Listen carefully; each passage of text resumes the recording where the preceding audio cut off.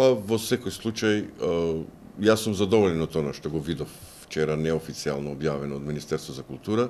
Морам да споменам дека ова програма ја работеше тимот кој претходно беше раководен овде во националната установа. Јас дојдов после тоа од кога беа веќе доставени проектите.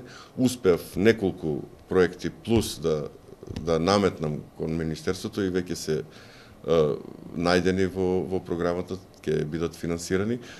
Во секој случај, по прв пат во Струмичкиот театар се финансираат 4 представи. Сега буџетот колкав е, со колкави средства се финансираат, тука не можам да навлегувам, бидејќи Министерството располагало со толку средства колку што има. Ние веќе треба како национална установа и како установа која има собствен приход да се снаоѓаме и да менаџираме, да направиме проекти. Јас сум задоволен од театарскиот дел. Ке напоменам, 4 представи се финансираат, долги години тоа не било така. Во ликовната дејност се финансираат 14 проекти, што е одлично за нашата установа. Струмичката ликовна колонија исто така се финансира со 200.000 денари, како што прочитав.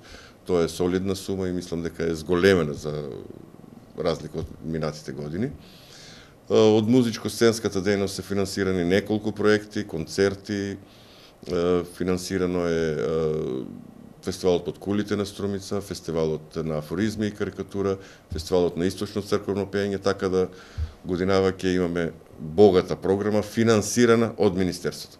Сега, какво ќе биде менеджирањето, какво ќе биде презентирањето пред публиката, тоа зависи од нас, од сите вработени овде и нивниот ангажман. Има ли проекти кои што се одбиени? Па секако дека има проекти кои што се одбиени, меѓутоа не од причина дека требало да бидат реализирани, од причина што, ќе напоменам, во театарскиот дел имаше пријавено 14 представи.